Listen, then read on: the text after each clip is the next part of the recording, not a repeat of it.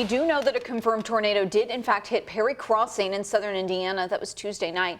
According to the National Weather Service, the EF0 tornado touched down with estimated wind speeds of 85 miles per hour.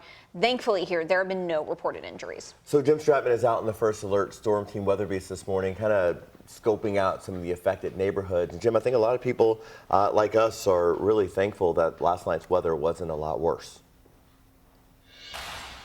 Yeah, I can tell you yesterday when I was out here, Eric and Grace, there was some anxiety about whether or not those storms from last night were going to bring about the same kind of things we saw on Tuesday night. And thankfully, that was not the case for the people out here in Perry Crossings. You can see as we take a look outside the First Alert Storm Team Weather Beast that the cleanup effort is well on its way out here in this area, this neighborhood.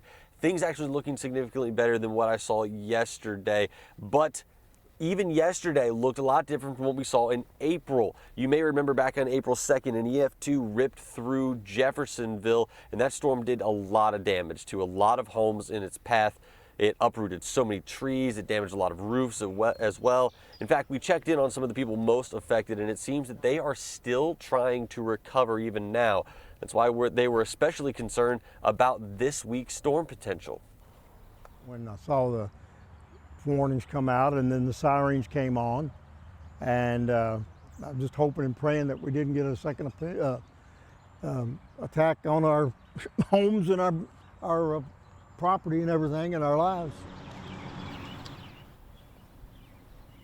Now, we have not gotten many reports of damage from the storms last night, though Clark County Emergency Management did tell us that 24 homes and buildings suffered damage from Tuesday night's storms. Now, of those 24, we're told that only 2 had major or significant damage, which everybody is thankful for as well.